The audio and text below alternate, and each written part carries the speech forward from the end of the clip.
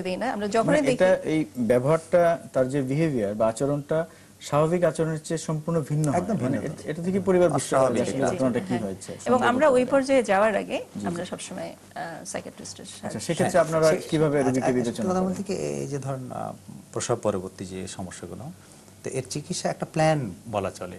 মানে এক কথায় বলা না বলে আমি বলি একটা ট্রিটমেন্ট প্ল্যান করা উচিত আসলে। যেহেতু ওই কারণ দুটোই আমরা প্রধান বলছি, যে একটি হতে পারে যে হরমোনজনিত কারণ বা বায়োলজিক্যাল জৈব রাসায়নিক কারণ, আর একটা হচ্ছে মনোসামাজিক সমস্যা। কাজে চিকিৎসার ক্ষেত্রেও আমাদের ওইভাবেই হবে যে আমার হরমোন চিকিৎসা করতে পারি, ওষুধ দিয়ে করতে পারি, কিন্তু মুখ্য যে মানে চিকিৎসা সেটা আমার মনে হয় মানসিক, যেটা প্রথমে যে কাউন্সেলিং করা, রোগীকে ব্যাপারটা বোঝানো এবং রোগীকে এটুকু বোঝানো যে হ্যাঁ আপনার সমর্থন করার লোক আছে, আপনাকে সাপোর্ট করছে, আমরা সবাই, আপনার ভয়ের কারণ নাই। এই জিনিসটা বোঝানো কিন্তু খুবই গুরুত্বপূর্ণ। এরপরে আমরা ওষুধ তো দিবই, শুধু বোঝালে তো হবে না, কিন্তু আসলে সাপোর্টটাও লাগবে। সাপোর্টটা এনশিওর করা, সবচেয়ে বড় কথা হচ্ছে যে সাপোর্ট না পাওয়ার জন্য কিন্তু সমস্যাটা হয়েছে। কতগুলো প্ল্যানে আমরা বলে থাকি যে রোগীর কি করণীয়, আত্মীয় স্বজনের কি করণীয়, এভাবে আমরা একটু করে বুঝিয়ে দিতে এবং এটাকে বাস্তবে পরিণত করতে হবে আর কি। তো যেহেতু এখন আপনি জানেন আমাদের নাগরিক জীবনে এরকম সাপোর্ট করার লোক কিন্তু ক্রমশই কমেই যাচ্ছে, ক্রমশই কমেই যাচ্ছে। ছোট ফ্যামিলি, হ্যাঁ, আগে যেমন যৌথ পরিবারে এই ব্যাপারটা খুব সহজ ছিল, অনেক আত্মীয় স্বজন ছিল, সবাই এসে দাঁড়াতো, বিশেষ করে এই ডেলিভারির সময় খুব সাপোর্ট পাওয়া যেত। এখন এটা কমে গেছে। বাইরে অনেক সাপোর্ট সিস্টেম ডেভেলপ করেছে, টেলিফোন করলে তা চলে আসে, আমাদের দেশে এখনো নাই, কিন্তু যেটুকু আছে আমরা সেটুকু ইউটিলাইজ করার ব্যাপারে বোধহয় সচেতন হওয়া উচিত আমাদের। এটা আমরা অনেকে সচেতন নই যে রোগীর কি হবে, রোগীর এখন বিশ্রাম দরকার, এটা আত্মীয়স্বজনকে বোঝাতে হবে।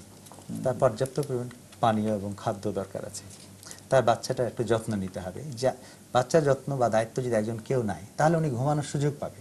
কিন্তু মা যদি দেখে যে আমার বাচ্চা নেওয়ার কেউ নাই, আমি ঘুমাবো কীভাবে, তখন ঘুম এমনি আসবে না, তার ডিপ্রেশন আরও বেড়ে যাবে। তো এই জিনিসগুলো পর্যায়ক্রমে যদি আমরা এনশিওর করতে পারি এবং মাকে যদি বোঝাতে পারি, আস্থা অর্জন করতে পারি যে না আপনি নিশ্চিন্তে ঘুমান।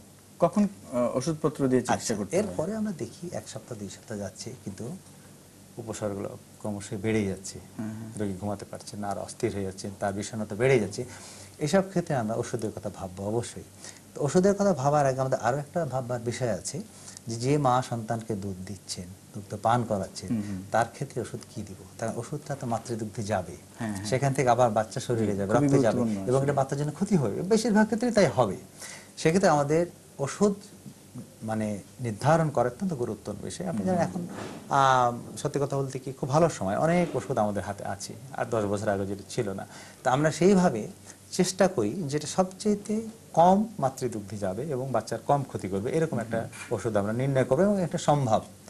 তবে বেশিরভাগ ওষুধই মাতৃস্থানে যাবে এবং বাচ্চার জন্য ক্ষতি হতে পারে, বিশেষ করে বাচ্চার ঘুম বেশি হবে, তার মাংস বেশি শিথিল হয়ে যায়, এই ধরনের প্রবলেম হতে পারে। সেই জন্য আমরা অবশ্যই এই জিনিসটা খেয়াল রেখে ওষুধ নির্ণয় করব। তবে কোনো কোনো গবেষক এখনও বলেন যদি মাকে ওষুধ দিতেই হয়, তাহলে প্রয়োজন হলে সন্তানকে দুধ না দেওয়াই ভালো, এটা করতে হলে সবচেয়ে ভালো হয়। তখন এমন কোনো ওষুধ নাই যেটা মাতৃদুগ্ধে যাবে না। কাজে আমরা সে চেষ্টাই করি যেটা সবচেয়ে কম পরিমাণে মাতৃদুগ্ধে যায়। তারপরেও যেটা কথা, যে শেষ কথায় বা আপনি যাই বলেন, মানে চিকিৎসার মূল বিষয়টি হচ্ছে মানসিক সাপোর্ট বা সমর্থন করা। সেই ক্ষেত্রে আত্মীয় স্বজন যারা শুভাকাঙ্ক্ষী আছে, নিজের হাজব্যান্ড আছে, স্বামী আছে, ভাই বোন আছে, মা বোন আছে ইত্যাদি, এনাদের সমর্থনটা অত্যন্ত গুরুত্বপূর্ণ এবং জরুরি এই সময় আর কি। আচ্ছা, তো এটা প্রতিরোধের কোনো উপায় আছে কিনা, আপনাদের দুজনের কাছে প্রশ্ন। প্রতিরোধ করা কিছুটা সম্ভব অবশ্যই।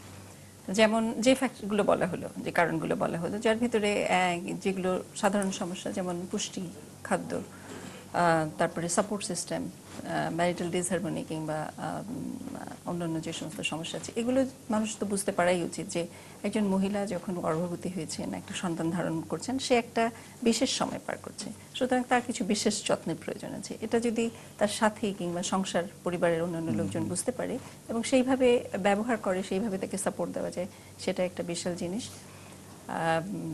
এবং সেইটাই প্রতিরোধের একটা সহযোগিতার মনোভাবটাই আসলে তখন থেকে যদি প্ল্যানিং হইতে যায় না। আর হরমোনজনিত যে সমস্যাটা হচ্ছে সেটাও তো অনেক পরিবার জানে না, যে সময় একটা সমস্যা এটা অনেক পরিবার জানেই না, যে জানলে কিন্তু আগে থেকে একটা প্রস্তুতি নিতে পারে, হ্যাঁ, যেটা হতে পারে, যে হ্যাঁ আমরা প্রসূতির সাথে এইভাবে ব্যবহার করব, হরমোনকে সমঝোতা করতে না পারি, অন্তত আমরা সামাজিকভাবে বা পারিবারিকভাবে একটা প্রস্তুত থাকতে পারি, এটা অবশ্যই খুব প্রয়োজন। হ্যাঁ, সেটাই।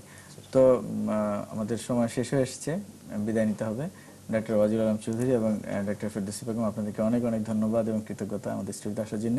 প্রিয় দর্শক, মায়ের হাসি, শিশুর খুশি এবং একটি পরিবারের শান্তি কিন্তু আমাদের সকলেরই কাম্য।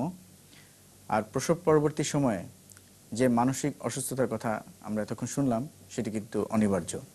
এ বিষয়ে যদি আমরা আগে থেকে একটা প্রস্তুতি নিই, তাহলে কিন্তু খুব সহজেই আমরা এই সমস্যাটিকে প্রতিরোধ করতে পারবো। এছাড়া প্রসূতিকে আমরা যদি প্রসব পরবর্তী সময়ে আমরা বিভিন্ন সহযোগিতামূলক আচরণ করি এবং তার দিকে সাহায্যের হাত বাড়িয়ে দিই, তাহলে কিন্তু আমরা সূচনাতে এই ধরনের মানসিক যেসব সমস্যা রয়েছে তা প্রতিরোধ করতে পারবো এবং সে থেকে রেহাই পাবো। আগামীতে অন্য কোনো বিষয় নিয়ে আবার কথা হবে।